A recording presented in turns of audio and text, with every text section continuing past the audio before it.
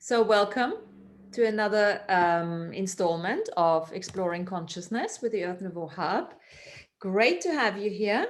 We have a no plan improv today, improvisation. And I called it improv instead of a no plan for a specific reason, because it's someone invitation to really let go of whatever that's going to be today, whatever topic, thinking of what we can, and all of that. And we're just going to allow ourselves to be completely in the moment and just come up with whatever is relevant for you today. And I think we can jointly agree on the fact that every day is a different day. Every day something else comes up, right? And the person that we were last week, we are no longer today. And I don't know if you can perceive that in your environment, either now with yourself or with others, with subject matters that interest you, and all of a sudden they don't. Foods that you like, and all of a sudden you don't. It's almost like what is going on, right? And I want to do today, we haven't had one of those sessions where we just get together and we just see what's going on with each other. And the only context I do want to put here is that this Earth Nouveau Hub is a possibility for teachers, for empowerers, for people who are interested in consciousness, obviously, to get together. There's no hierarchy, there's no competition, we have no status or anything like that. Everybody can say whatever they want. We keep it, obviously, we keep it, honoring towards each other. But this is a group that we've been going on for over a year now. And how do you guys feel about not entirely knowing where this is going? I was thinking about this before I came on. I thought, where am I going to take that? Where are we going to take that? And all I got was get teachers together. And I call it teachers, get empowerers, get people together who are on the same wavelength. And time will tell. The time will come where we do remember, oh, this one is on the group and I'd like to do a workshop with this person or with that person, or run, whatever, write a book together, or something like that. So this is really just an opportunity for people to get together and get to know each other and inspire each other. And that's enough of me talking. So this is really just how do you feel? What's going on? What do you want to talk about it? Or you just want to chill, sit together and say nothing? We can do that too. We can try that. Well, I'll just say, personally, I feel wonderful. I just finished a years of school, and now I have a whole month off to do all my own self-interest. So did you Great. your Chinese medicine, you're done? No, just 1 year done. Oh, 1 year. You got another 2, right? Yeah, but I'm gonna do 3 more. So 2 more. Okay. distance. Uh-huh. But I just feel so good with just having all this load finished right now, and now it's just such a free and easy feeling as everything changes so rapidly and fast and excitingly as summer does. Fabulous. How long are you off? Couple of months? About a month, yeah. Fantastic. Fantastic. And then jump on to our show. Fantastic. Thank you. Yeah, I got time. It's just, it's like, why not? Yeah. What you guys are up to. Exactly. Well, let's see what will evolve from today. How everybody else is feeling. Yeah. How is everybody feeling? How was the Lions Gate? How is the Lions Gate, or does it not impact on you guys at all? For me, it was, some really beautiful, intense energy. I really noticed the energy coming in through the sun, the stargate of the sun, as just white fire and white plasma light. Could really feel that just flowing, into every nook and cranny, right? Shining through the darkness. Fantastic. So what's That that was, yeah, uh-huh. go I ahead. Well, I also noticed that I was fortunate enough. My sister-in-law has a beautiful pool, and was able to spend some time there this weekend. And I was floating and just like listening to the sun and feeling the sun's rays. And it's almost like those rays of light are a language in light, right? And it's so beautiful. It feels like I'm starting to, understand some of it. So that feels really good. Fantastic. Those rays go really good while you're floating in a pool, huh? They really do. In the water. I mean, the best place to be. Cool. I feel like also for me, I'm going through, I don't know, sort of like a DNA realignment. Noticing how the DNA through, especially my paternal ancestral line, is realigning, and just being really aware of that. A couple weeks ago, I was thinking about, last time we were talking about the torus, the toroidal field, and I was thinking about the way that Earth is kind of moving into this toroidal field, and the North Pole is kind of going like wiggly, wiggly, right, as it's kind of making this new geometric image as we're ascending into this higher frequency energy. And I was thinking, gosh, my alignment kind of feels the same way. I was feeling a little like wiggly, and then all of a sudden I twisted my ankle and I was on the ground. And thought, oh, okay, yeah, no wonder I should be paying attention to where I'm walking instead of thinking about how wiggly my energy field is. But I noticed that caused also like a new stability in my own alignment. So, it's kind of like that story of the Chinese farmer, right? Don't judge something before you kind of like sit back and say, well, maybe that's what needed to happen. Mm-hmm. And that goes for positive stuff too, isn't it? We get so drawn into it, and all that kind of dis-ease, be it now a twisting or a breaking or anything else, is that it's a message from the soul, exactly saying that, right? Inviting us to, yeah, whatever the message is, slow down, speed up, be more Well, grounded. and sometimes things need to break in order to reconstruct in the proper way. Yeah. There's actually quite a few people I know that have been breaking bits and pieces of their bodies of late. Like And hurting themselves? say again? Like physically hurting themselves by accident? By accident, yes, by accident. Yeah, No, yeah. not like, okay, let's break that open. No, by accident. But it very often, more so now, puts them in that space of, okay, this is a message, I think because everything has sort of slowed down so much, that message comes through faster, right? Okay, there is something that I haven't considered yet.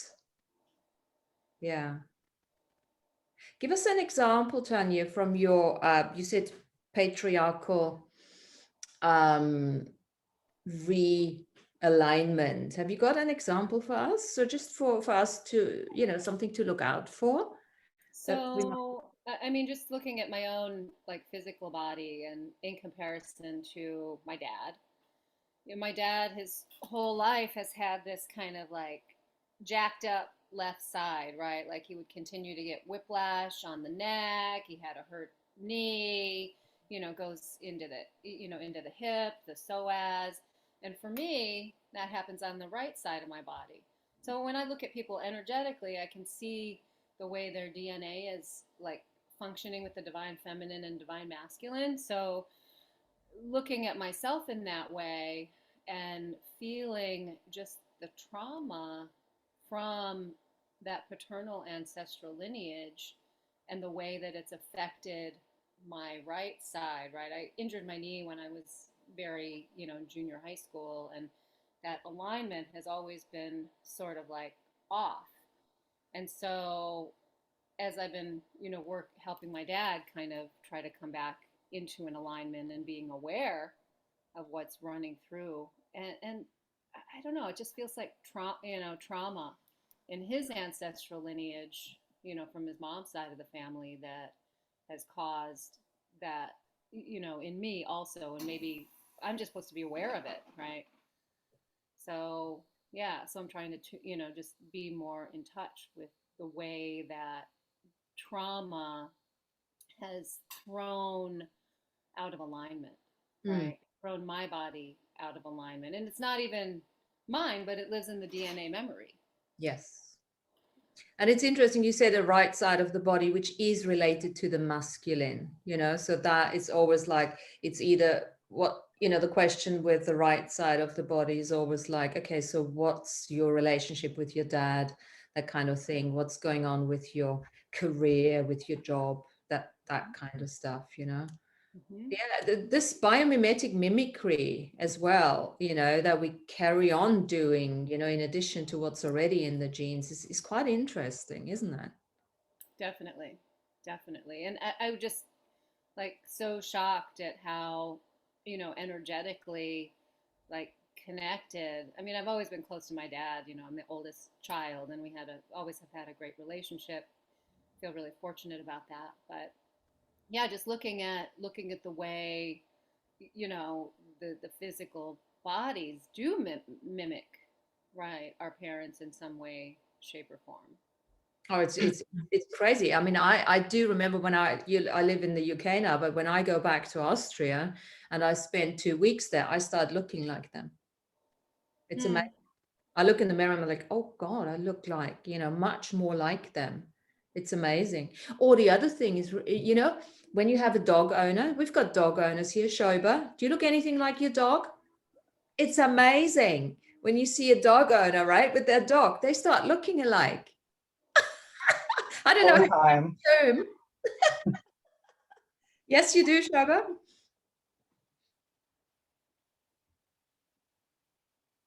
Oh, she's got Shoba, you always got your thing going with your Okay, now it's okay. yeah. Yeah, it's a bit weird on the show. I've got lots of gremlins in my wire. I need to get a new wire, I guess. But for me, I love this show because it gets to practice. It's the time to practice with a group who have a very similar way of perceiving things and are learning. And so for me, this group has become, I would say, a very important part of my life to practice and play with. In particular, to hear my voice, because within the voice there are it's not clear yet, it's still holding a lot of tension within it, and as time goes on and I work the vocal tones,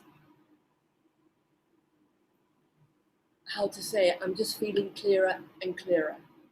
Fantastic. And that's where I hold this group really important for me for that process, and to hear all your voices as well, because they're so clear, and mine is a little bit more hesitant on that. And I would say that is just family lineage that I've been carrying, to be more quiet, to be more, I guess in a way the word is codependent. And that really got kicked out the window on this Lionsgate. Right. Because I sat with a fire ceremony in the garden late at night, and it was incredibly powerful. Just to feel the power of the stars come through, and surrounded by oak trees, and you could just feel them rustling. It was magical, and it felt like something quite old lifted off me at that point. And let's see where the vocal tones go within that. It's like trying to weave a new vocal way of expressing myself. Fantastic. Fantastic. Do you have any sensations in the throat? Yeah, at the moment it feels more stiff, more frozen, but that's part of the process, the awareness, I believe, that goes with that. Yeah. When you have tears, do you feel them in the throat or in the chest or somewhere else? Yes, the chest. I'm asthmatic, or I was asthmatic. Right. So that's clearing through. It's all part of it, I guess. Choked up somewhere inside. Well, that's going to be interesting for you to monitor and see as you start lifting all those old, conditionings, how it actually affects your chest. You probably could get off your asthma inhalers if you use any, Yeah, I don't inhale. I haven't really used that. I prefer not to. Prefer to do other things. Like listen to this group and be part of this and Andrew's work, really, because something like that is quite a strong physical effect when it happens, but I know it's coming from someplace else. Beautiful. And that is where to look, and that is where to begin the work. And so it's like a form of layering in a way. Programs, working through programs and letting them lift off or not. And it just seems to be I'm constantly digging little holes, burrowing away and finding all these interesting programs that are attached and watching them go, really. Fantastic. And Lionsgate was very much part of that process. Powerful. Thanks, Shoba, for sharing that.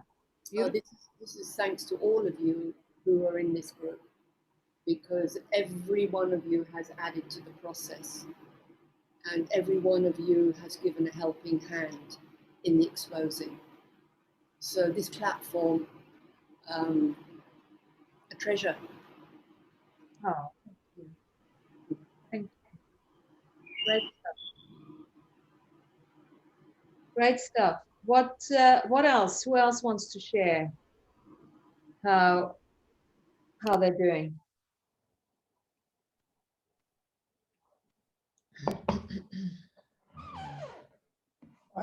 I'll note here.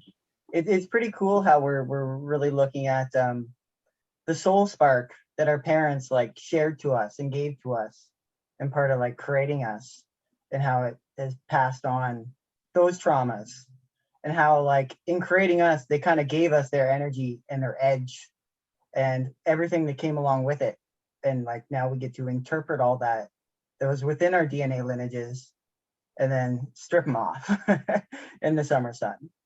And this is so powerful to discuss that with a group like you guys, because some people would still say, well, it's in my genes, so this is I will be prone to get certain diabetes, cancer, whatever, because it's in my genes. And we all know by now that is actually not necessarily the case at all. It's really where we have to take that responsibility to look for those programs that are entangling us still with the possibilities, and then just disentangle from those. Absolutely.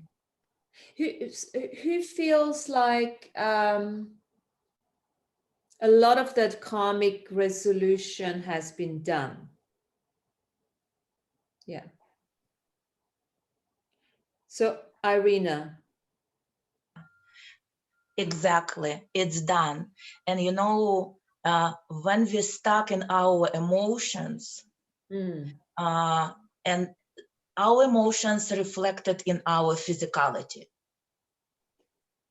And when we're stuck in our emotions, this is in my observation, when we start to break things, catch some diseases, not because we have that in our physicality, because we don't explore our creativity, and we create energy of repeatedness.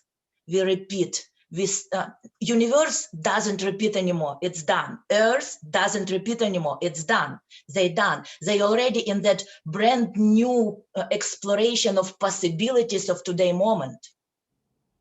And humanity, since we're still coming out, in my observation again, coming out from that emotional connection to old cycle, and we're still in our emotional body, that is right brain, like we define it, and upper heart chakra. We're still in that emotional body. It's turning us into up and down cycle, again, that repeatedness, my observation. And when you see it, you kind of like asking yourself questions, how can I remember my unlimitedness, my I'm everything, and how I can apply it in a moment, being a human body, day-to-day life, and create something day-to-day life. I'm not talking about something big. It's kind of like in all of us present already automatically. We woke up, we see bigger picture, we are aiming into that big. But in day-to-day life, how to bring, especially in these circumstances when a lot of places closed, still just reopening, and the moment they're reopening, something new again in the air appearing, and they again in watching mode. So how can we not repeat those cycles from our past emotions and replaying again emotional situations of black and white? How can we use our creativity in day-to-day life, creating something tangible that will make us happy, that will bring that spark in eyes and never disappear that spark? It's like, you know, that child woke up in the morning, wow, I am in this world, I have stuff to explore. And we are, especially those who already long time in this journey, we kind of like opened a lot of doors. We have all that stuff, we know stuff, and we can experience that stuff, but how to bring it into day-to-day life? And I came with this question: what kind of beliefs stopping our creativity? What kind of beliefs stopping our creativity? And then another part, what kind of societal dogma stopping our creativity? You know, that man-made stuff that we believed into, and even when you don't believe, you have that stuff as walls. You can't go there, you can't do that, because there is a law created by man, and we still can go, must go with that law. If you're not lawyer, and you can override that stuff. But lawyers, they don't care about creativity. They creating all the time. This is their job, to create those laws that is still a major part in our societal life. Yeah.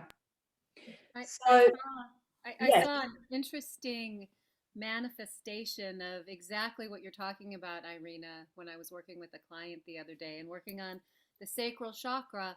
And it was almost as if there were these like blinders, you know, that there was one little tiny portal within that sacral chakra that was being created from, right? It's just like the work life. And everything else was running on the program that I'm not good enough to do these other things. So this is what I'm going to focus on, and this is what I'm going to do. And I was like, wow, I'd never seen that before. That was kind of a really interesting manifestation of exactly what you're talking about. So, Tanya, this is a very cool thing to do. Let's play with that. So we're talking about, the question was, what kind of beliefs stop us from being creative, right? So as Tanya just suggested, we've all have that vision. Let's look at our sacral chakra and look how big that view is, or how, you know, shut off it is. Let's just look at the sacral chakra, all of us, and see what is there that is keeping us from seeing the creative possibilities for us.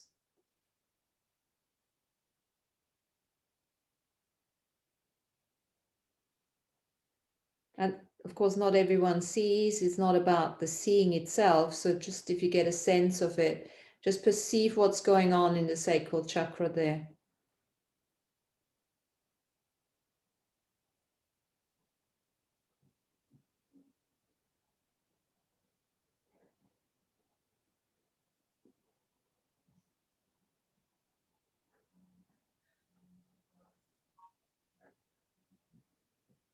And then just whoever wants to talk, talk.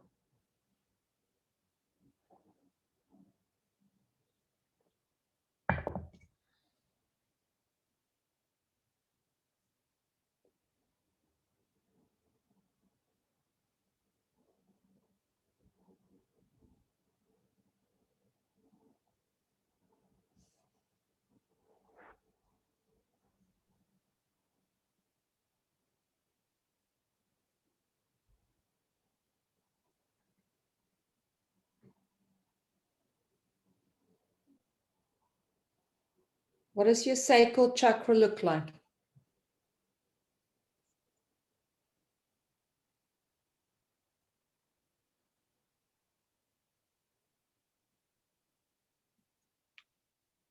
For me, I felt this like a plug, like a cork.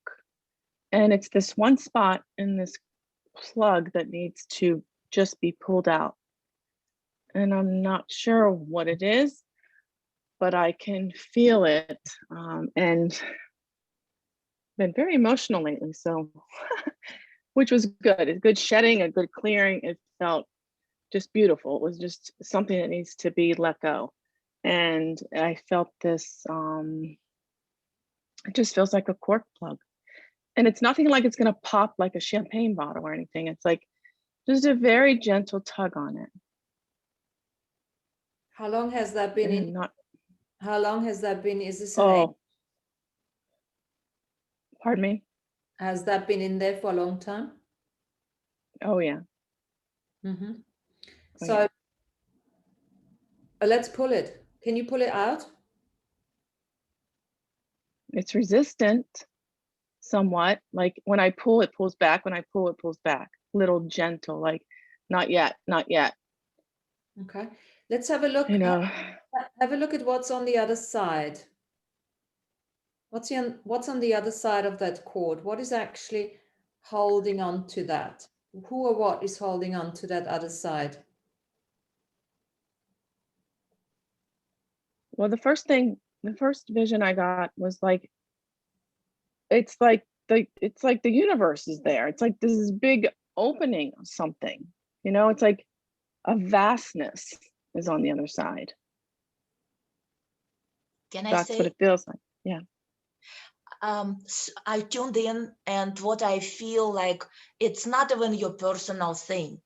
It is that our agreement with universe that we will be first, like early birds in this moment of holding space for machine, not machine, for that universal exploration in that brand new experience, not to rush. You know, like a lot of human beings still in that waking up moment, and that energy that kicking along the road that can, you know, allowing other part of humanity take their time to wake up, to come to this remembering, to this moment of being part of humanity as all, that agreement holding us. And I believe we can change that agreement with universe, because we don't need to, we're not in that kind of service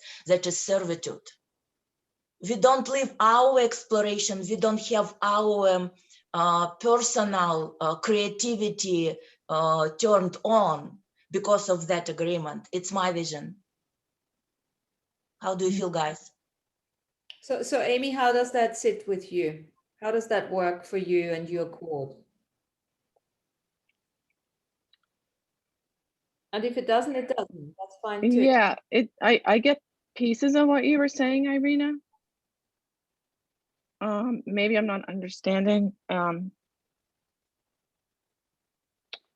don't know if you can say it a different way, but it just feels like so tiny, but yet so vast. Whatever's on the other side. And it's almost as if it's like I don't deserve what's on the other side. Okay, so here's the belief. That's what we were looking for. So I don't deserve. Yeah. So, it's not something that even needs to be pulled. It's obviously something that grounds you in, that connects you, but I don't deserve. So I'm not good enough and I don't deserve. Who does that belong to? Is this really yours? Or have you been picking this up? I think it's so old. It just feels so old. Like I brought it with me this whole time and I forgot how much I do deserve. Yeah. Whatever that is, my remembering, I deserve that. And there's so much. You see, in our past, it was our desire to be in the service of something bigger than our personal exploration, personal style of being human being. We even desired not to be a human being. We went to some structures that to become more than human beings, and with only one aim, to be in service. A lot of us, especially those who continue in this chaos today, if you're still trying to make something to happen and you have your warmth to humanity, you are in that agreement. We're all in that agreement to be of service of something bigger. And that bigger today asking completely different from us. And that old belief and old agreement, I see it like very, very high vibrational agreement that we gave coming to our exploration of this universe, very high vibrational. Before we even maybe were thinking to become human beings, high vibrational. And it's so close to source that in my exploration, it's even hard to recognize because it sounds like source. Source sent us, source, we are source. And this is so high vibrational that it sounds like source, but still it is belief, it is our agreement. Source ask us, do you want to explore? How explore? Never was asked from us. We decide as source to step and explore. So today, when we're stuck in our creativity, we're not doing why we came here. We're not exploring. We're not creating. In my case, what I made in my second chakra, sacral chakra, I made physical knot. And when I tuned today, I start working. I was working with that stuff passively, just working with my beliefs and my limitation agreements with whatever I did for several years. I came to a moment when I see my limitation, I changed my agreements and they are not more limitation for me, but I'm struggling today with my creativity. Okay. I can't tune into my creativity. Whenever I tune in my creativity, it's like one thing that excites me, it's explore what is bigger picture. Okay. And it's so hard to find something that is human related. Okay, guys, this, I love all that. That's great. Thanks for that. What I'm a big fan of choice. Yeah. Now, if we have situations where we've made agreements to be in servitude and to not deserve and all of that, best way of doing it, let's get rid of the agreements, right? It's that simple. Okay. All the agreements that you've made, that you're not good enough, that you don't deserve, that you know, you are in servitude, you know, in unknowingness, in knowingness, you know, this lifetime, other lifetimes, dimensions, time streams, universes, galaxies. Let's just destroy and uncreate all that. Yes? Right.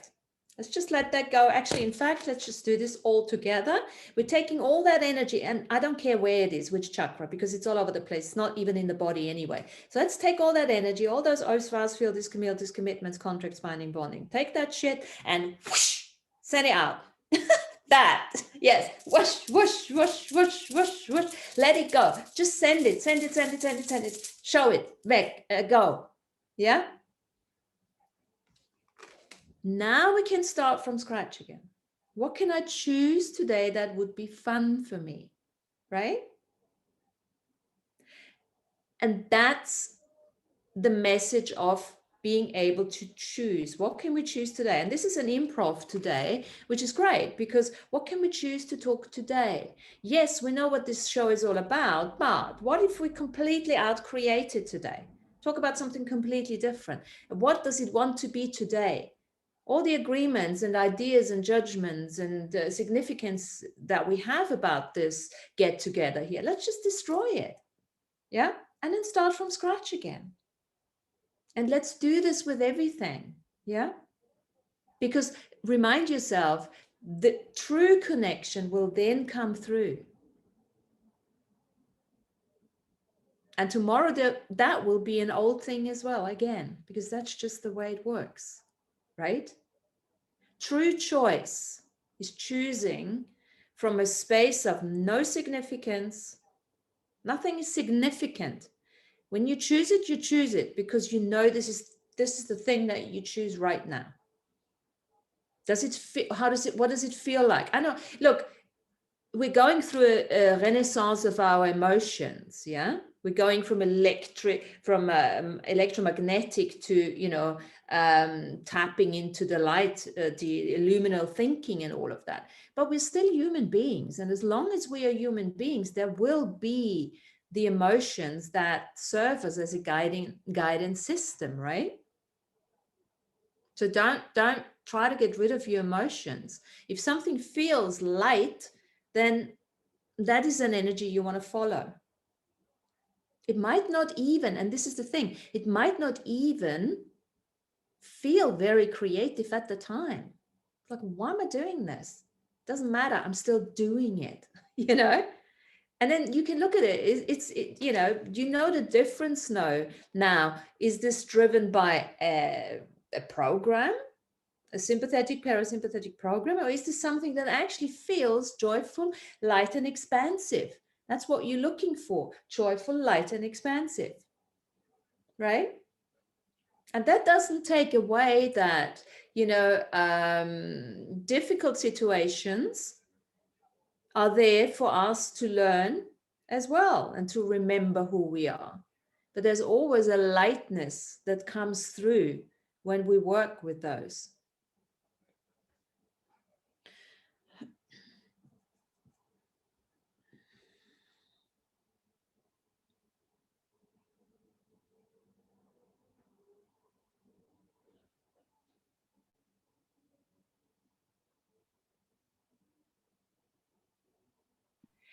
Interesting idea came to me.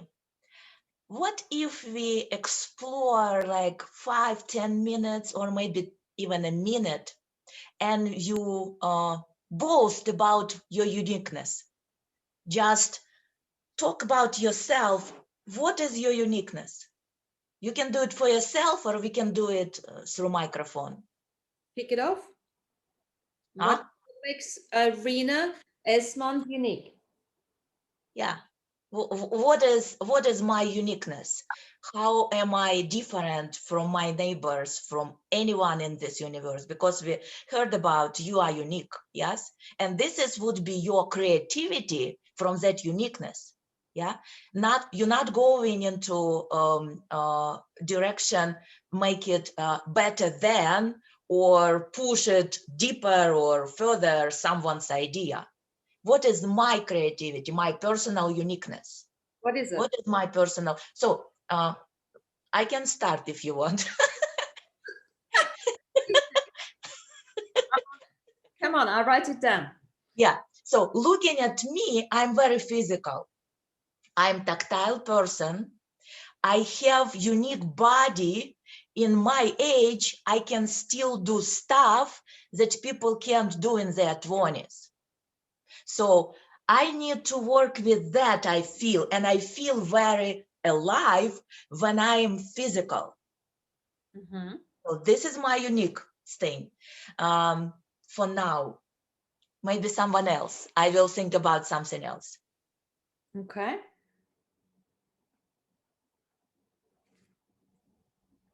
Shout out what you've got.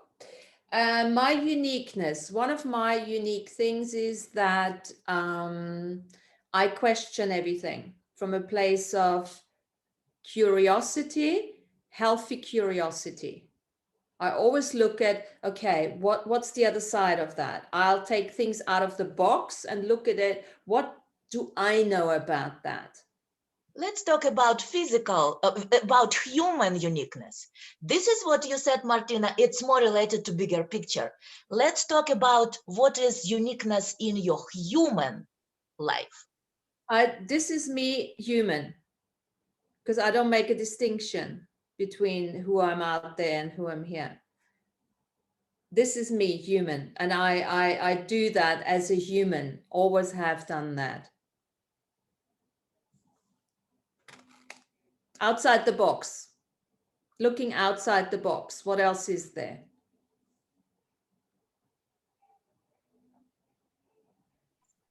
What makes me unique? Just that I've always had my own unique point of view that nobody else has had. I've always slightly been off in my own little world, but loved hanging out in groups. Loved being athletic.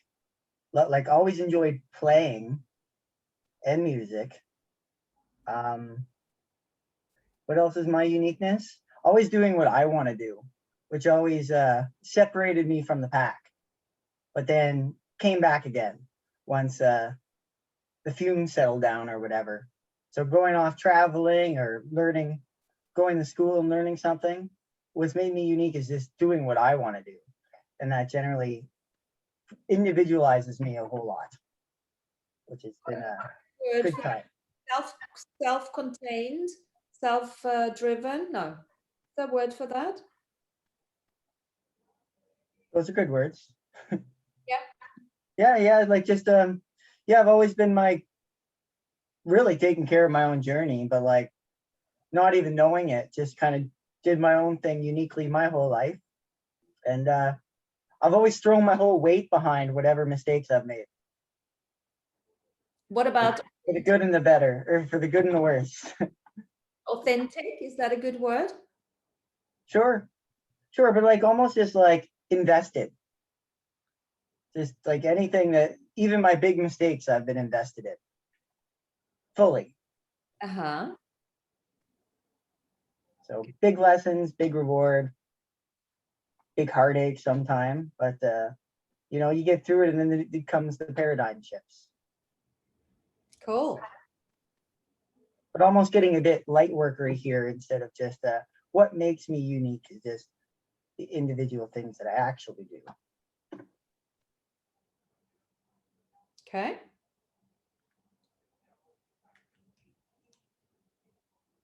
Who else is going to share? I know. Who else is going to share? What makes you unique in 1 minute or more? Okay, I'd love to share. Can you hear me? Okay. It feels like in my lifetime, I've been all over the planet in lots of different things, clearing up karmic stuff from my family and looking at it like the life of Brian when there's that song, Look on the Bright Side of Life.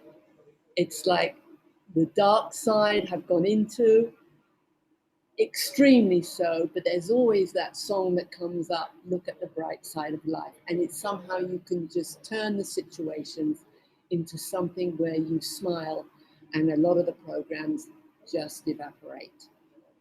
And I would say that's the uniqueness that I have, that whatever happens, you look at it, you can see it for what it is, some kind of resolution, and it makes me smile. Fabulous.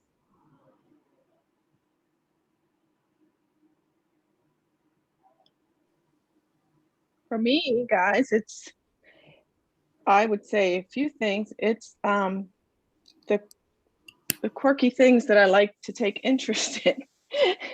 It's like, well, that's interesting. I'll try it. Like, I'm always game for trying something. It never really held me back. There's a few things that still might. Skydiving, I don't think so. But yeah, and also the way I observe things in an artistic way, especially if I speak it out loud and people are like, what? how do you see that? So it's funny, I never really accepted that. I always thought then I was weird if you don't, people didn't see what I saw. But I have a way with color. I just have a way with colors and kids, of course. Love kids. Love to. I just connect with them so innocently and playfully. Fantastic. Yeah.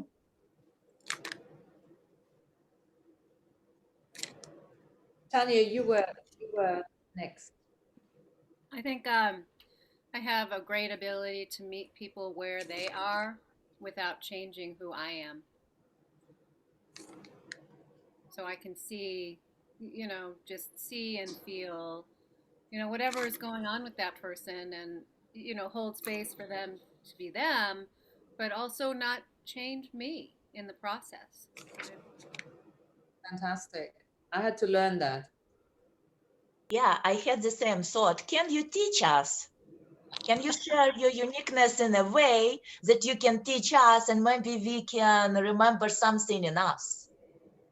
Well, I think it's all about perspective, right? When we get to know ourselves and listen to ourselves, whether it be our wants, our needs, our desires, our passions, right? And it's interesting. I'm reading AB's book right now, and was talking about, right, being the unentangled observer, which this concept is just a really beautiful, beautiful thing for me and my point of view, because I love to do that. I love to just back way up and look at what's going on, whether it's be with me or with any individual that I'm communicating with, and to be able to see myself, try to see myself, objectively, and that other person objectively, as,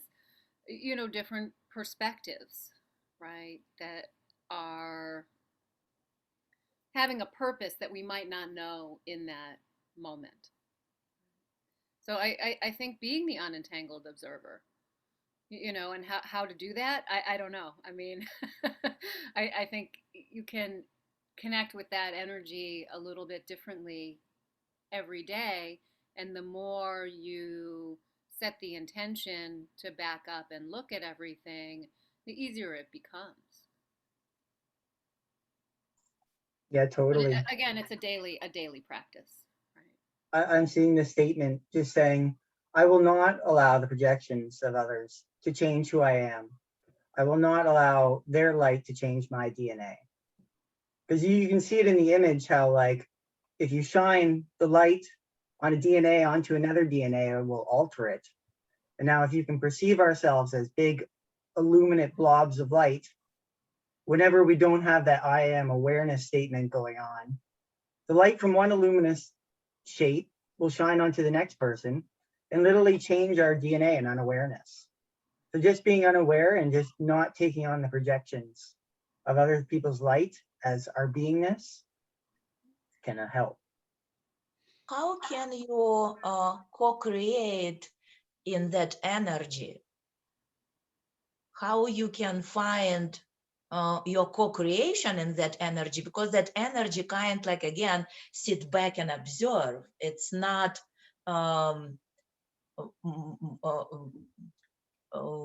creative, with someone or with something. It's more passive energy.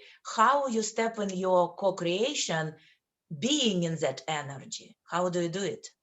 I think it's practice and awareness. So it's like when someone's playing a trick on you or something like subliminal messages, once you become aware of them, they kind of lose their power over you. And then once you have enough practice and awareness, then you can be very tactile, first person, instantaneously, and just be able to be there still, but still being able to have the fortitude and understanding to go along with whatever is actually going on without being pulled right in and changed. I think too, you know, there's the part of you that's the unentangled observer, and the other part of you that is co-creating with what you are observing. You know, do we have to be one or the other, or can we do both? Combine. How you combine them together? Nice. I think inherently we are both. It's like duality, beings of duality, masters of it, working on the triality, etc., etc., etc. Yeah. So I'd actually like to pull the belief that Unentangled Observer is not a creation tool. We are creating as an entangled observer and as an entangled observer. It's still a creation. Think of, I'd like to look at it from an awareness perspective versus a judgment. When you're in a place of non-judgment, the neutral, I always got that wrong. I thought neutral observer does not create, and that's not correct at all. I've started to realize that when you, so many times, think of it, so many times you walk into a place and you actually don't say anything. And you can literally, without judgment, be this unentangled observer by observing without sending out expectations and projections. You maintain that unentangled observer and you're creating like that because people will see you and will take something from that.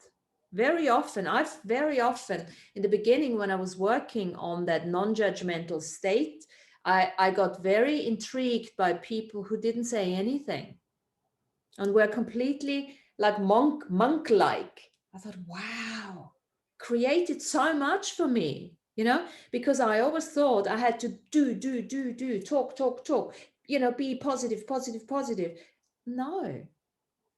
That person came in, said absolutely nothing and created 1,000 times more than me being frantically do.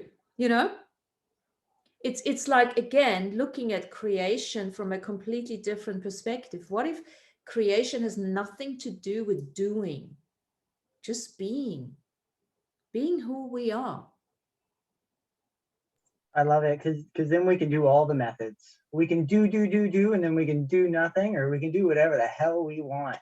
And that's all our own choice. That And brings they're all equal and awesome. choice again. And this is the thing. We think by doing is what we're choosing. True choice has no resistance behind it. It hasn't even got an agenda behind it. Yeah. It's almost like the essence is coming through to guide you to make a choice.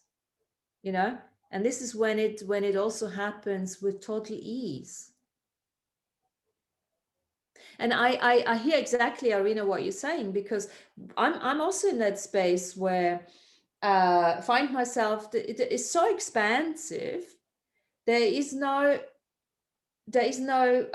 judgment on so many levels. What do I do with this now? How do I create from this dharmic path, which we talked about before, right? And I then sometimes fall into that trap to sit back and wait for people to come to me and ask me to do something with them. Yes, that will happen too. It has happened many, many times in our lives. But that's not what this is all about. We have to keep choosing. Choice creates. And it doesn't matter what we're choosing at the time. We have to put that extra into the ordinary, right? Like my car is leaking. Okay, I don't like doing this, but I have to take the car in, you know, to the place to get it done, la, la, la. And then you meet somebody on the way, or, you know, something happens through a conversation and things like that.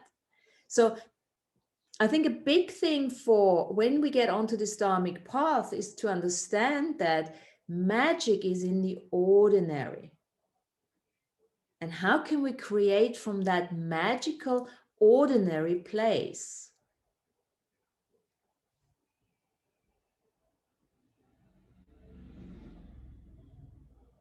Arina, you are muted. Being in your uniqueness in that magic, in that day-to-day magic, being Yes. And let me just say something else here, because we got to be, you know, with all this positive stuff, we got to watch out. Because if we think we need to be unique, unique, unique, what do? We create separation, right? So everywhere we think we need to be unique, let's just let that go. Let's not be unique. Let's not be unique. Let's be who we are. And what if that is enough? This is the thing what bites us in the ass nowadays. Yeah, when you're at that level of, you know, oh, I have to be unique. Well, you are unique. You wouldn't be here, right? So we're all Right. When it not, gets to the level of unique perfectionism. yeah. Otherwise, you know, then we go into separation again. So what if we can just be living a very ordinary life? I mean, I'll never forget. I remember having a conversation with, or listening to a conversation AB was having on one of his shows. And he said, your purpose, your mission is, it wasn't me, it was somebody else, to sit in the evening outside and look at the stars. And I'm like, what? That's it? Yeah. What if just us being here, breathing and having these conversations, what is that creating in the unseen? And what if that is enough? And I will add, to just do something, like looking at the stars, go play baseball, go lay on the grass, go swimming, ask your friend over, go talk with your grandma, like call up someone else's grandma, just something, actually doing something that's out of that routine that we get caught into, which just happens, but just actually something, because that's where all those synchronicities can happen. Because you leave your house, you go do something weird, you meet this person or that person, like Martina said, and all of a sudden you're in the depths of the unknown and having a blast. The thing is, the key is being in your joy, whatever that means. That's creating. And then just being open to receiving everything. Okay, so creation, we could look at it as a receiving. It's the same like if you making money, this and that, it's all a receiving issue. If you are receiving without a point of view, whatever comes towards you, everything will create, something will just go through you and the other stuff will start creating with you. It's a receiving. Okay, so let's do this. So that again takes me back to my access days. So everywhere you're not willing to receive the good, the bad, the ugly, the sad, all of it, the failure, the beliefs, you know, that we have that are still holding us back, the addictions, the programs, and just receive it. It's okay. Just try and create everything that doesn't allow you to receive fully for all eternity. And already you change the energy. Remind ourselves, it's all about harmony, vibration, and frequency. This is the universal law of attraction. Yeah.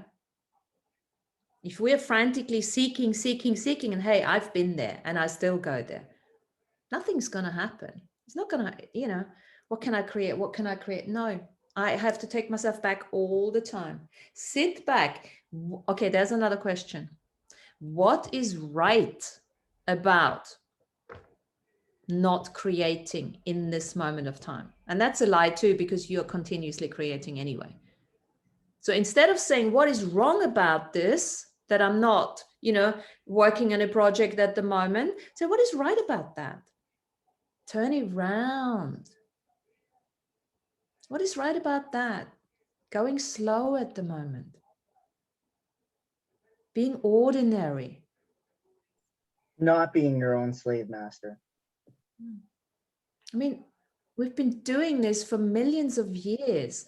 The push, the pull, the being in servitude, like you said, Irina, we're no longer doing this. It's gotta feel and look different, right?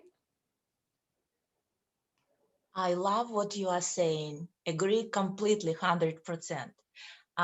Let's look at situation when you already completed everything we just discussed. You're already in your flow, everything. When you want to be active, you're active. When you want to something come to you, it's coming to you. You're already in that flow. How to make your life not boring in that flow? The thing is, the flow never stops. Yeah, boredom is something that we bought into. That is a lie. There is no such thing as boredom. When a word like that comes up, you got to look at it. What is this boredom? What is that? What does this even mean? That's a judgment that you're not productive at the moment, right? I'm not productive enough. Well, you're judging yourself. Well, that's not really what you need to do. Stop judging yourself. It's a judgment. Boredom is a judgment. So what is it that you're really doing? You're just actually at the moment at the level where you're just resting, you're relaxing, you are contemplating, you've sent out your seeds, or you put your seeds in the soil, and now the universe is rearranging itself for it to come out. What we do is dig out the seeds. Okay, you're not grown yet. You're not grown yet. I need to do something else. It's very simple. The key is always judgment. Whenever you go into something, it's like you're judging yourself or others on some level. And what's the antidote to judgment? Gratitude. What have I already achieved? What has been, joyful in my life? What is still joyful in my life? As you say, my body's amazing. Wow, what can I do with that? Staying in the question.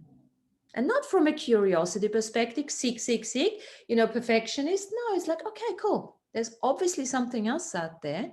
So, what is that? Working with the universe, show me what that is. Give me some signs. I mean, the main thing, and okay, so boredom, right? The thing is that we've got to that stage now where this reality sometimes feels boring, yeah, because we've worked through so many things. But then we forget that we've expanded our spectrum now. We're actually working with the unseen. So invite the unseen in. And as soon as you invite the unseen in, the seen becomes exciting again, right? And then the gratitude and all of that, you start thinking of, you look at the flower and all of a sudden you can see the aura around the flower. And it's like, oh my God, this flower is amazing. And you can smell it and everything, this reality, it gets never boring, really. And it changes right away, even if you just might not notice it. Because like you can make these I am statements and these alterations to your own dream, but then you don't notice them, but all of a sudden a person walks by out your window that you've never seen before in your life. Or you wake up the next day and there's a strange flower in your yard. Or things just pop up, and it just takes a while to actually notice that they're there. Yeah. Like Alfredo says, he doesn't use the word anymore. Yeah. I used the word a lot in my earlier life. Oh, I'm bored. Or my daughter the other day, oh, I'm bored, Mama. I was like, for God's sake, you just sat down for 2 hours and nobody was phoning you, I said, what's the problem here? You need external validation, gratification, all of that. right? Okay, well, let's get rid of all of this. Oh, okay, then I'll go and read a book. Well, that's a good idea, right? What else can you choose whenever you go into this boredom loop? Okay, what else can I choose that I haven't considered yet? What else can I be grateful for? Yeah. I like your turn into direction of unseen world, to invite unseen world to be part of your seen experience. And I was going into direction of exploring dreams, consciously dreams, but I have problem with that. And my late discovery, I'm kind like stuck in astral layer. I can't go through astral layer to those dream cities, to ancestral spaces of connection, or it can be inner earth journey, going down into inner earth and connecting with your people there. What do you see in this way? Okay. How to move through those obstacles, because for me, I'm still not exactly completely conscious in my dreams. Okay. So How would you work with that? okay, the first thing I want to say is you mentioned something earlier on that we are at the level now where we can choose to no longer make a distinction between male and female, right? Yin and yang. So I'm inviting you to look at this reality and the unseen reality. That's the next level we have to work on, yeah? Where we're no longer making that distinction. Now, when you talk about the dreams, and this is what's happening literally now with the energy, is that some people actually, don't no longer know, is this not real, or is this a dream, or whatever you want to perceive as real. With the dream, first of all, there's lots of revocations, yeah, to really clear out the dream time. I don't know if you've done any of those. There's lots of them out there, really clearing the dream time trash. I mean, one of the tools that I use on a daily basis, my dreams are really heavy at the moment. I do so much work in the dreams that I don't even know what it is. I wake up, I'm exhausted. Yeah. And I know I'm doing good work, and some stuff I don't remember, not everything, but it's not the point. Remember, you don't have to remember everything. Yeah. And also, theta state, what is the theta state? That is the lucid dreaming state. And that's nothing else as you sitting down and visualizing. You can make up your own dream by just sitting there, closing your eyes, going into theta state. There's not much difference to that.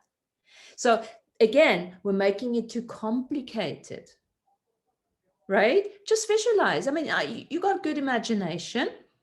Just visualize. Really, really practice your visualizations. Practice your imaginations. And, imagination gets kicked out when we trying to make everything very logical, or even when we try to bring in too much knowledge, too much wisdom. Or what did AB say? What did he say? What did, all these people say? No, I forget all that. It's all very, very cool. Yes, and I love it. And then there comes a time where you just sit down and you just visualize. Yeah, and So we need to cancel anything that is supposed to be. Cancel, exactly. That's pretty much everything you cancel out, destroy and uncreate, and the real thing is going to come through, because everything is learned, everything is conditioned anyway. Yeah, everything is a projection and an expectation and the significance. Get rid of all of that, and there, Irina, the true essence is going to come through. And it's not necessarily we're gonna know what we're actually looking at in our dreams. Like you can instinctually know, but like the expectation that something's gonna look a certain way in a dream, it could just come through completely different, but in a way that you can actually perceive. Because until we kind of have those playgrounds and those ideas and shapes and imagery to certain subject matters, the only way it can come and be perceived is something that you already know. So you could just be talking with your friend Bill or your neighbor Jim and Sally, and you could be talking with your soul family and having a soul family reunion. because that's the only residual image that they'd know to come and talk to you with. And before we take Alfredo, thanks, Sean, for that. You know, I just want to say one more thing. Whatever comes through, whatever you can remember from the dream, just write it down. Yeah, even if it's just an energy. Like at the moment, I'm just like, oh, there's a lot of elemental stuff, and I just write down heavy, really heavy feelings at the moment. Yeah, and weird people coming through and everything. It's okay. You don't have to figure out every single dream. There will be then that one dream that you will remember because you're supposed to remember it. Yeah. And it will have a huge significance to you until you let that go again. Just remind yourselves all that information, all that wisdom that we're seeking. You know, we mustn't clutter ourselves up. Everything, the food that we're eating needs to be expelled. It's the same with the information. Let it go. It's all available everywhere for us to tap into. Alfredo, sorry, you've been waiting for so long. No rush. I want to listen to everybody. I feel like listening. But yeah, I get dreams, you know, and they always have like a common theme, and I feel like I do need to, you know, clear these dreams because so like big gatherings or familiar places. But I will say that I had this most recent new dream because it was out of the pattern of, you know, the usual dreams. But I had a dream. Y'all might appreciate this, but it was pretty cool because all I remember, I was like looking down. There was like I was gathering all these little people, like they're all dressed in like nice colorful clothes, and they're all gathering in this underground cave, and it was like a big circle of little people, and they were like in a ceremonial circle, and there was like this like small little waterfall next to it, and it was very cool. But I mean, really, and you know, it just stuck out to me. I was like, oh man, that's something new. Like I haven't had that type of dream before, and I thought that was definitely stuck with me for sure, because I feel like the gatherings that we have, like brought that up, because, you know, seeing and unseen, they connect. And that was one of the big new things. I feel kind of reserved right now, but that was a new thing that happened with me lately. Oh, fantastic. And it, really cool dream, yeah.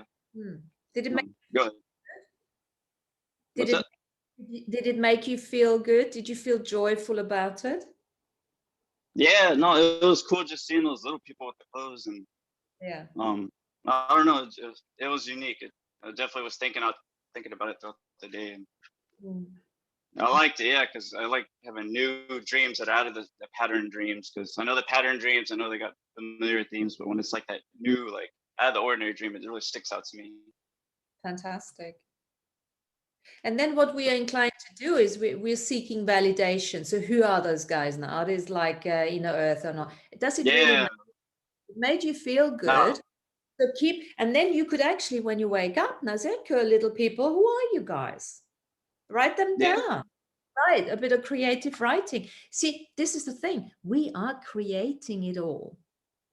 It's us creating it. So you can take this dream and the next day, go back into your relaxed state, theta, whatever you want to call it, and just start visualizing, draw them, you know, and start talking to them. And the more you do that, the more they will come forward, and the more they will actually start becoming much more real. Remember, we are creating it all. And that's the gift of that, Alfredo. Like now that you have that space, you can go back to that space. And you can build on that space, and you can bring other things to that space. And you can use your own mental imagery to expand upon that, where it wasn't even there before. And now it's like a whole nother dream space to create with. Yeah. So now more things can happen. No, go ahead. Yeah. Oh no, I just want to go back and meditate over there. Yeah. And of course, you can do this with a negative dream as well. When you know, like stuff is happening there, which you don't necessarily consider positive. Then the next day you wake up and it doesn't matter. It can 2 days later, that still bothers you. Close your eyes and change it. Because we can change anything. And the other thing is there's a tool, what I do with my dream, because I dream a lot. And I don't make it significant. If it's a cool one, good. If not, I just leave it. I get rid of the dream time trash, because there's a lot of stuff. Because my situation with my physical bodies, I have a huge bloating issue. Yeah. And I know it is related to my dream time too, because I can wake up bloated. I'm like, what the hell is that? Right? Because there's so much going on in the dreaming body. So I make sure that every time, first elimination is like dream time trash. You go. Every time. Just put that into your I don't know, daily routine, that you're going to let go all the information. Lots of people have weight issues because they're absorbing so much information, known or unknown, but they are not letting it go. They're not teaching, they're not writing it down, they're not creating with it. I have had huge issues with that before I realized what was going on, because I'm such a compulsive, seeker and learning and wisdom and this and that. And if I'm not speaking it or writing about it or something, it gets stuck literally in my body. Yeah. Right. Like as an accumulation, like phlegm and mucus, and it just builds up and builds up and builds up as a physical thing. Yeah. And then what happens? The body starts getting inflamed. It's like too much going on there, And the wild part is it's right out of a dream, right into the physical. Absolutely. Yeah. So that in itself, so also that acknowledgement of, what I have to acknowledge is, okay, I'm not, showing projects or anything at the moment in this reality, but I know I'm doing so much work in the dream world. It's almost like I'm waking up and I'm not fucking doing anything. I'm just I do my work in the dream world. But then I delete that too, because I don't necessarily just want to do that, right? But it's something to be aware of, and then we can change it. I'm allowing it now until I'm not, but I get up and said, okay, destroy and uncreate all this work that I'm doing in my dream world. I'm overdoing that, doesn't allow me to have enough energy to create something in this world. And you see, we forget that, because it doesn't feel like we don't have energy. Yeah. Especially if you're a very physical person, you think, but it's still a lack of energy at times, right? When you're overdoing it. What do you feel, guys, about old perception of structure of invisible world? We can cancel that as well. And we can create our spaces anywhere and anyhow we want. Even in our dream time, it's old belief that it is some kind of structure in that invisible world. It changed a lot. And our old beliefs that it must be that way could keep us in what seems to us like walls, and we can't penetrate. In truth, maybe we are just in open space, and because we're not using our intention, how you want to see that open space, how you want to structure that open space, you stuck in old belief because you're not putting your new belief that it can be anything and anywhere I want. How do you feel about that? Yeah, absolutely. And what if you didn't like that. what if you didn't have to do anything? What if you didn't have to clutter up the space? What if you didn't have to put a new belief in it? What if you could just keep that expansion going without adding anything new?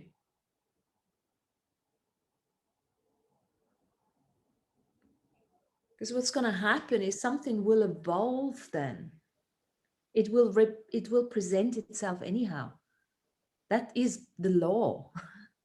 There's no such thing. We are innately creators.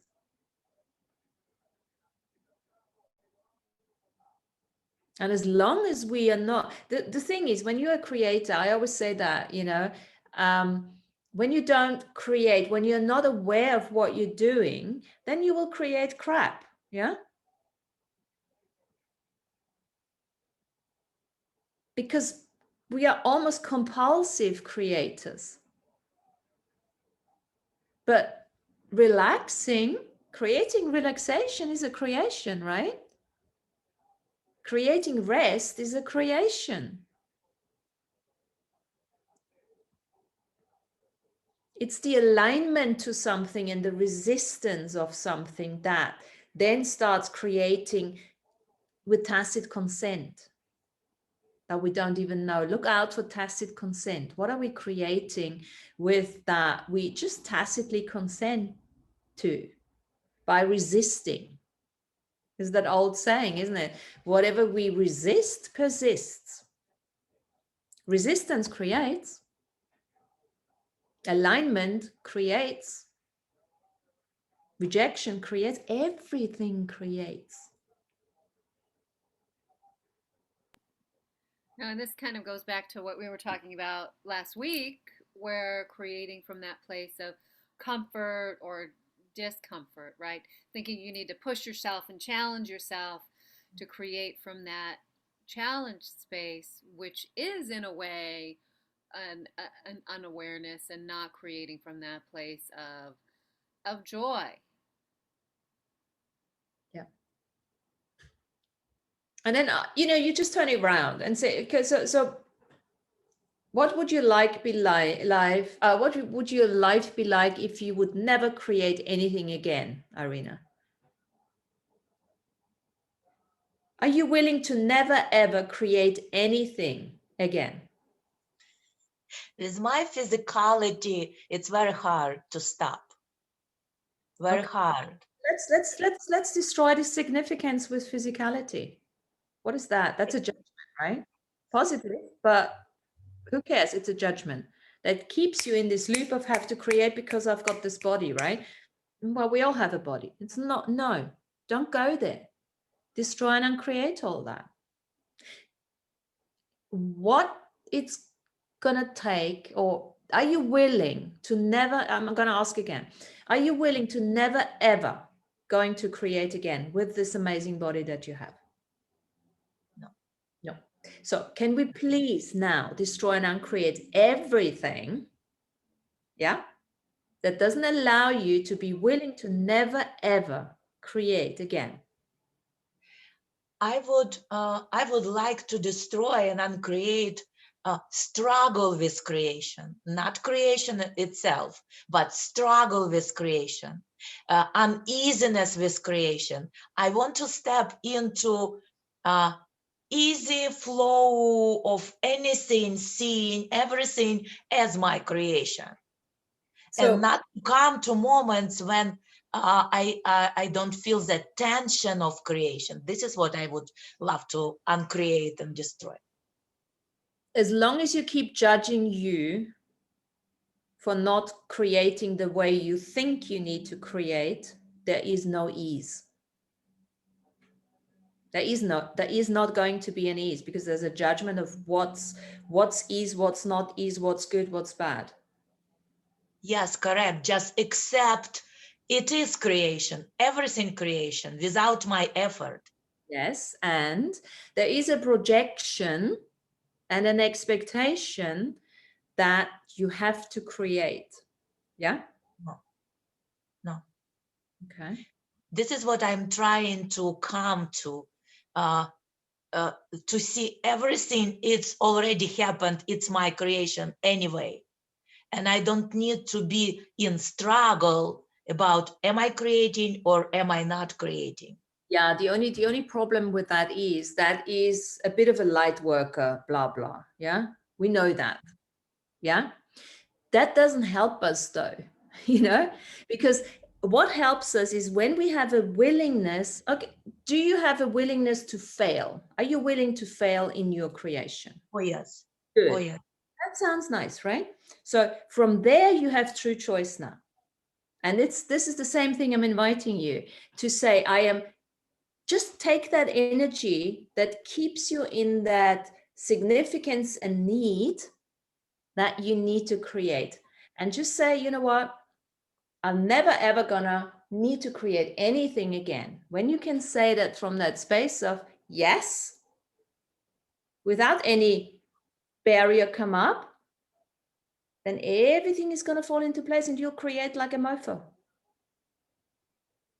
Yeah, exactly. I don't need to have need to create. Yeah. I see what we're doing here is we're expanding what the concept of what creation is, and just how small the waves of our creations can be, and how micro they can be at the actual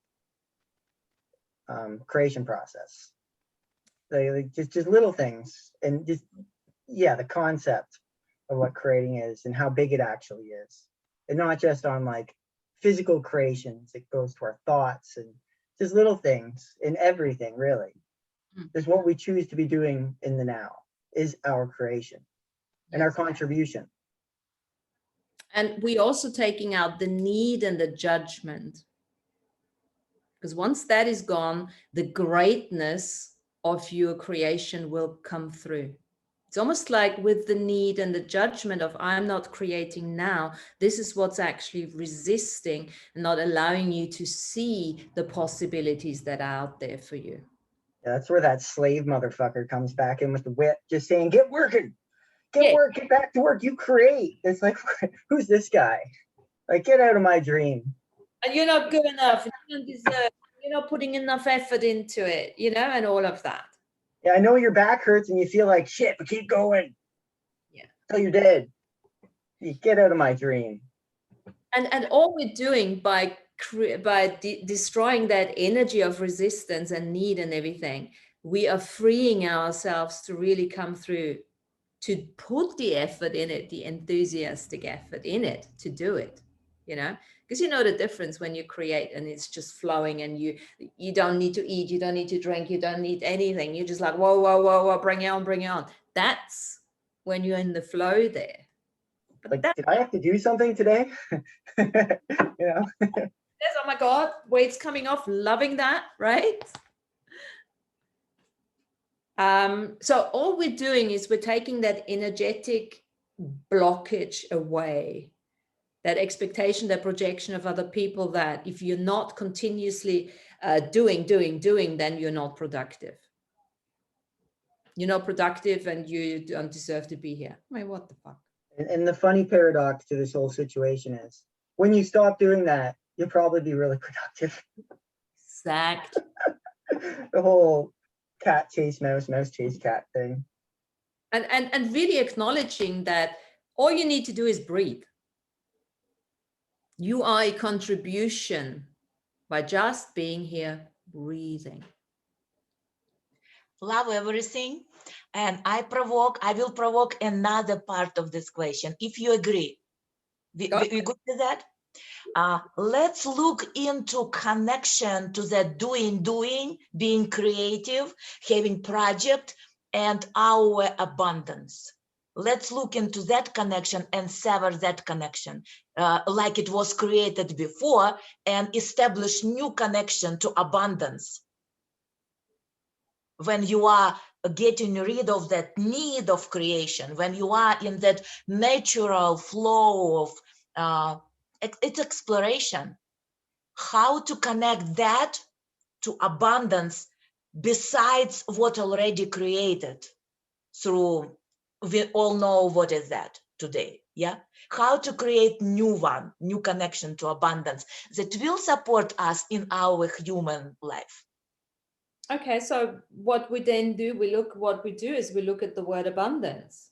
What does it mean to you? It has to be redefined. You have to redefine the word abundance, because maybe at some stage it was all about money, it was all about career, it was all about this and that. What does abundance mean to you? I'm looking specifically into situation today on Earth. Like I already mentioned, that will support life as human being. How to create that connection, abundance and that natural flow of exploration from your inside, knowing what you want to look at, what you want to touch, how to connect. Let's connect that a new bridge to abundance that will support our human life. Yes. This really slips back into the principles that we were just talking about creation. Because literally, if we attach force, work to our creation, then the line of creation to our abundance we'll be attaching work to our abundance. And it's just those basic fundamental principles that if we allow the creation to come easily and freely, then that abundance will come easily and freely without all that baggage and shit that we attach to it in our knowingness or unknowingness. So it really comes back to those basic principles again, over and over, time and time again. And I'd also like to add to what Sean just said. Let's remind ourselves it's an individual journey. So as we look at the abundance at the big scale here, let's chunk it down to ourselves again, right? Okay, so let's look at abundance just in a abundance dance. What's it going to take for every single one of us to keep dancing, to start dancing, right? To keep moving, to be playful, to be joyful, all of that individually back. What's it going to take for you to have abundance? And what does it even mean to you? Forget the big picture, what that is. What does it mean to Irina? What does abundance mean to you? What just came to me through our conversation, last part, it's very interesting. Just cancel involvement into created norms already that exist in the air, and by tacit consent, we are involved in those norms, how it's supposed to be. Mm-hmm. Mm-hmm. Yeah, just cancel that stuff. Your energy and support the old. Take your Exactly. energy and use it for yourself to be joyful. That's Exactly. not the creation bit comes automatically after that. What does abundance mean? I mean, for me, abundance means so many things. There's money in there too, but then that takes us back to receiving. Are you even willing to receive the abundance that is out there in nature? Yeah. But again, we can't speak for the global narrative. We can't speak for the other people, the collective conscious. We can only speak for ourselves. What does abundance mean to us? And then if you just work on your bubble, your unique bubble, without going into separation, just work on your focus on the unique bubble of what does abundance mean to you. That's when other people will come into your life and say, hey, let's share that. Let's do this together. Would you like to do this? Can we do this together?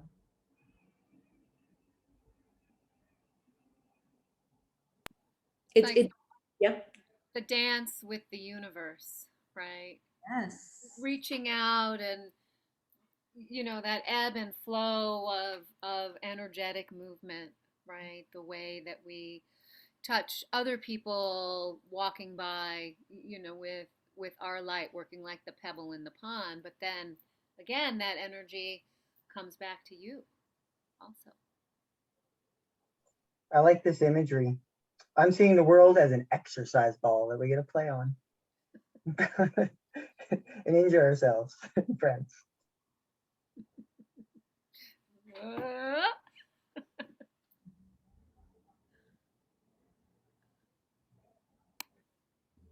Yeah, we all dance, with the light and with the darkness and with everything in our individual world, right? Whether it be technology or humans that walk through, and how does that ebb and flow of energy change our perspective?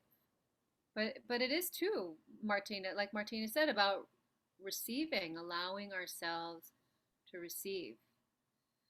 And I think some of that does go back to the DNA programming, right, of our ancestral lineage. Like, we don't deserve it. We don't deserve to receive, right? So now for myself, I've been trying to uncreate that energy in the DNA, right? It's like, okay, my own spirit, right, maybe doesn't have that perspective, but from the DNA perspective, it ends up right in our bodies, our skin suits. So how do we let that go?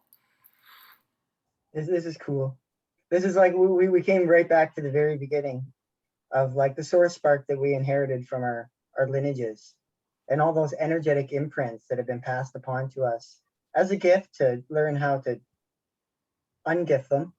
And like a cool imagery like that just came to me a little bit recently was just like trying to improve my own gait and the power of my walk and my own posture, and like seeing all the things that have ever happened layered on top of each other, and then seeing all your ancestors energetics layered on top of you. And then you got the hard workers, and you got these guys and that guys, and I'm going more into the masculinity at the moment. But like, you know, like they have their gaits and they worked hard and they got that right shoulder up, or they got that left shoulder up, or they got the hunch or the knee. And then just seeing them all layered one by one over top of each other.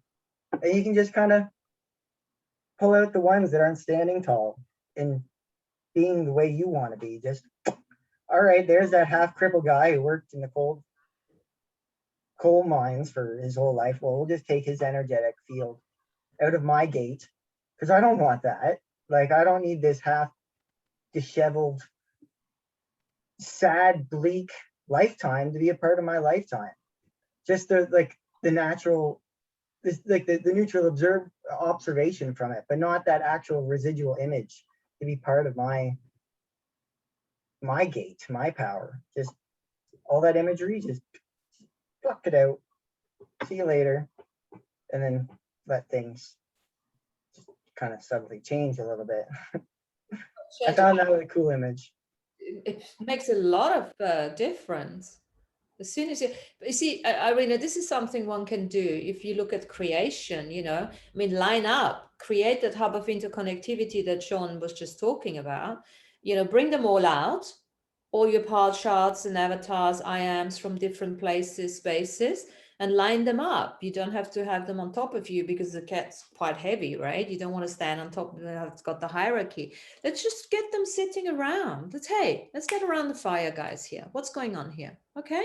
So how can we create together?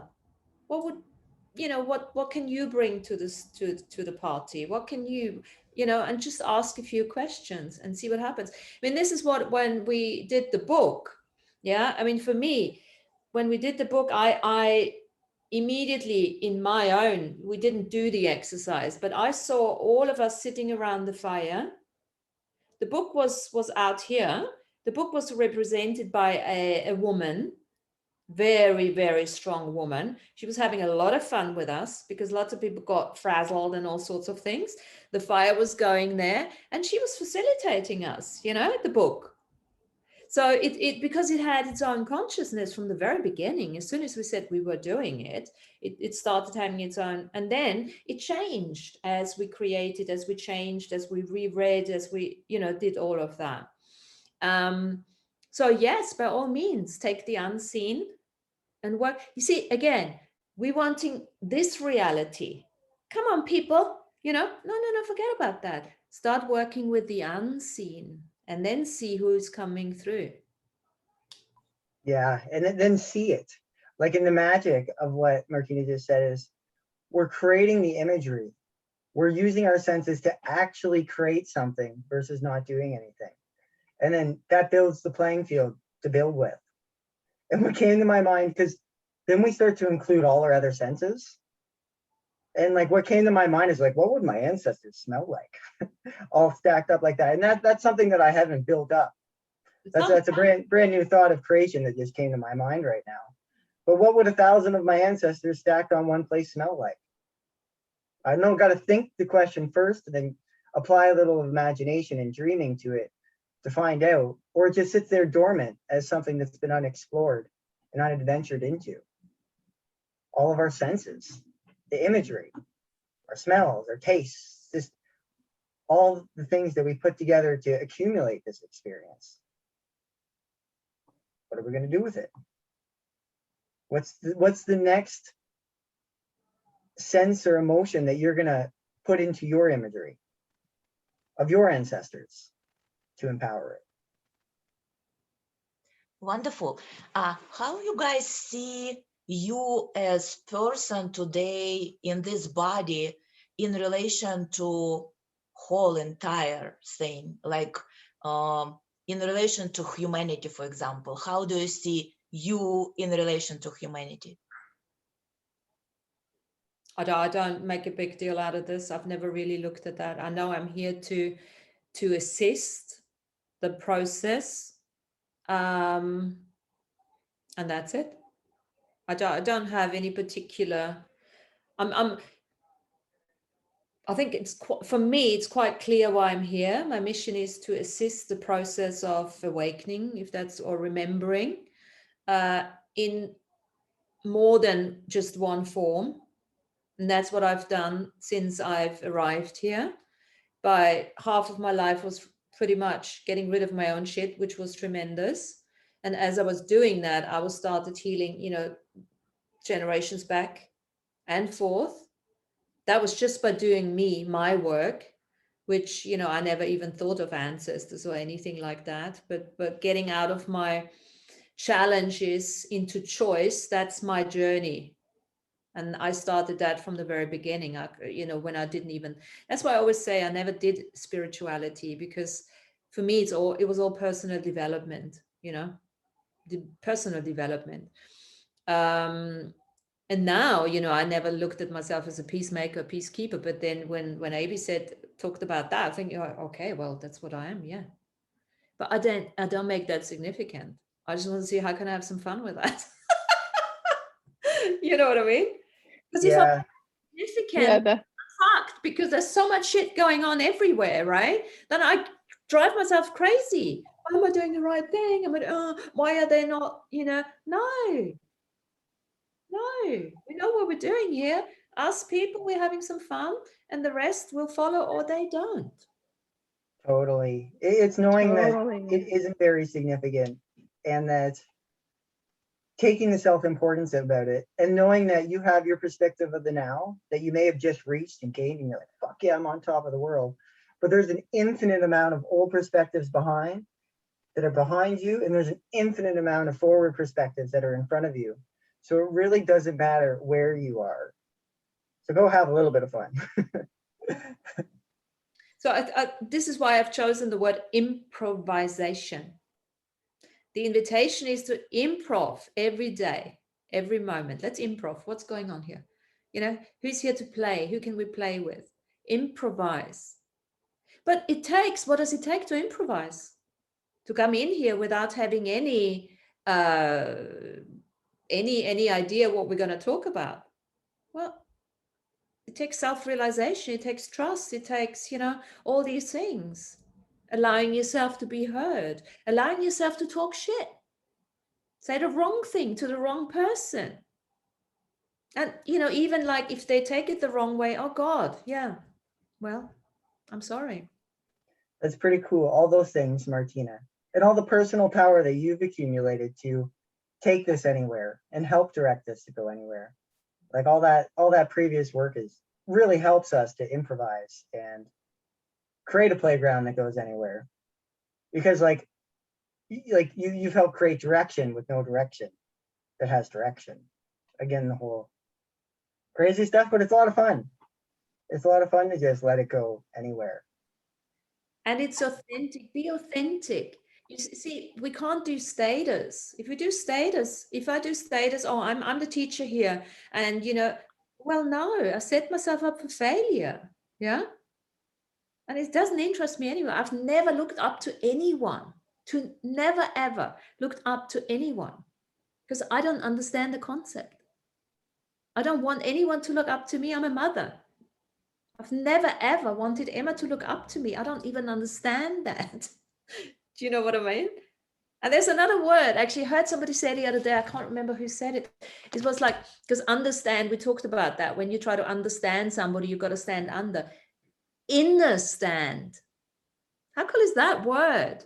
To understand, to really work with what's there, and to allow yourself to talk shit and to say the wrong thing. Look, if I would have, I could have never gone on to AB's shows when he asked me to come on. If I would have like, oh my God, yeah. No, you just gotta go. Words are so great like that. Well, when you catch a little funny one and you're like, oh, I finally get some deeper meaning into that word. Yeah. Like a word that I like recently that was like so disassociated from being cool whatsoever was like being a sorcerer. And then when I thought about it, it's a source, a person who works with source. Exactly. Oh, well, that just empowered a word that I just threw out. It made it fun.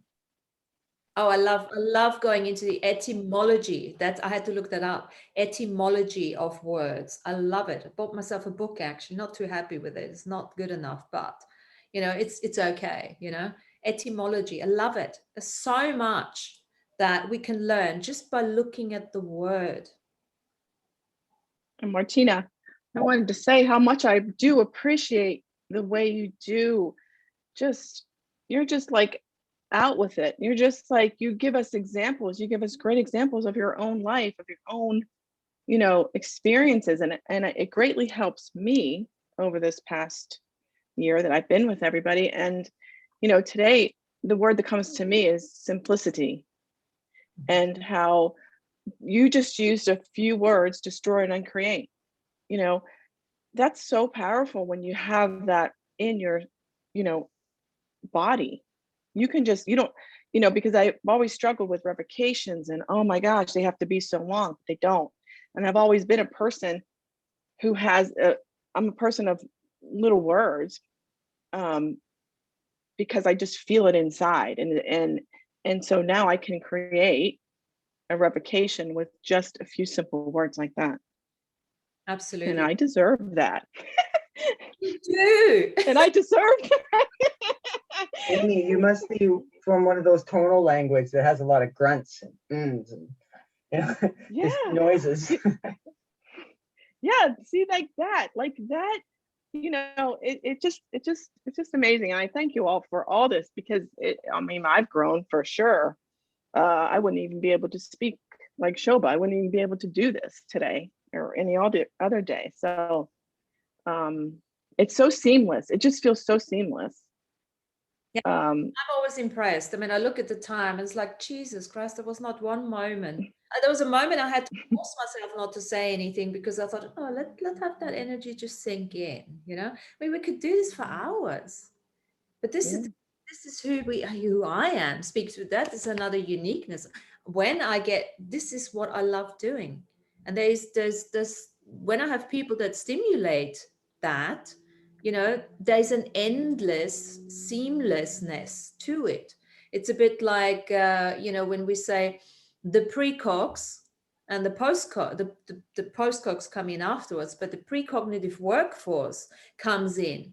And it's almost like, okay, say this, say this, say this, say this. And I'm not aware of that. I'm just saying it. You know what I mean? But that's what it is. When we create that, and this is another uniqueness, if you wish, not just of mine, but I can create that unity field where I bring in all these people. I didn't know that I do that. That's something AB told me. But it makes a lot of sense, because I have been a mediator all my life, from a very young age onwards. Be that now in the corporate where I was, when I was there, people got on. They understood each other much more. I just, it took a lot of, took its toll, because I took on a lot of their stuff, because I didn't know what I was doing. And I got really, really sick with that. It's just the times, why are people bringing all their personal secrets to me? And then figuring out what to do with that years and years later. Exactly. Wonderful stuff, guys. Let's put this value of everything we just were discussing as value societal. Let's ground it into societal roots. We've done that. It's done. Yeah. We've just done that by expressing it. It's done. And Just by societal norms, everything that valued must be connected to some kind of abundance. So let's make that connection of this value we were discussing and abundance, like rooting it into our societal norm today. done. Do you know So what? simple. It wouldn't even come So out simple. of our mouths because we are here to do that. That's why we're here doing what we're doing. Yes, that's the abundance that we are. And that's Yep, how. that's 2 hours of nonsense. Say again? That's 2 hours of nonsense. 2 hours of nonsense. Powerful nonsense. Woohoo! So this, when you ever Yay! spend 2 hours on a Zoom and you walk away and you're like, whoa, I'm feeling good now, you know? Usually it's like, fuck, I'm exhausted, need a drink and all of that. No, we just started. Yeah, I'm just getting started. Gonna go Start play later. just warming up. So yes. So good question though. What can we do with this? How can we take that further? Right? How can we make some money with that? Because at the moment, this is all for free. Yeah. I like that. And see what happens, you know? Because this is what sometimes, you know, it's like when you're enjoying yourself so much, you don't care about the monetary stuff. And we have an exchange going on. This is not like a one-sided thing. So I don't walk away being drained, or none of us walks away being drained, because there is an exchange of gratitude, of acknowledgement, of appreciation. That's abundance too. Yeah. Yeah, we're all getting new skills and new understandings. Excuse me. New Absolutely. skills and understandings Yeah. each time. Because it's And such a powerful group of people. So many wide perspectives. It's amazing. Fantastic. And with that grounding, we put this value in our society. For example, lawyers, they're valued. They have their connection to amount of abundance, yes, being on earth. We are putting now our value to be valued in society into some amount of abundance. Everything we discussed today, yes, love it. Okay, and now let's do one thing before we leave. Now we're going to destroy and uncreate that is actually happening, that they understand the value that we've just put in there.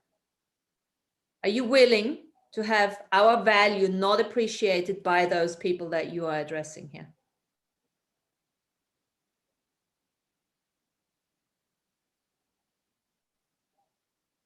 I Beautiful. will appreciate my own value. Thank you very much. I do, and I put in tacit consent with society. This is how it goes. Yeah, you can do that. Or you just take out the expectation that anyone gets whatever the fuck we're talking about. As long as we are having fun, it makes a difference to us. Nobody cares if anyone comes in and watches those recordings or not. That's about Yeah. Yes, it is your personal choice how anything else or anyone else will work with that material. This is their choice. But in my perception, I put it in tacit consent. This is how it goes from now on. All this that is related to this kind of energies has value in society. Yes. Okay. So let's do something in addition to that. Everyone who is attracted to that energy, everyone who would benefit from that energy, we're going to send out a global, multidimensional invitation for those people, beings, seen, unseen, to join us with body or without body, to keep this going, to keep this growing, to keep this advancing and out creating. And everyone participating in this co-creation can create that bubble around them, make it their personal bubble, grounded in societal value of everything that we are doing personally, everyone and each. Done. Done. Take it out of the oven. It's done. It's done. And so it is. Aho. Aho. Aho. Oh, let's put in that fire we have on our screen to cook it completely. I going and create all of that, right? And we're gonna, everything we've just done, we've just created, let's destroy it, because we are not dependent. Our happiness is not dependent on any of that. We destroy and uncreate it, and then see what happens tomorrow, because we are improvers. Okay, guys, that was really fun. I enjoyed that. Okay. Thank you. So Yes, let's it's toodaloo. it's so good to see our people to come back and join us and visit and all of that. Fantastic. And yeah, I'll put the recording on. If somebody watches this or not, I don't care.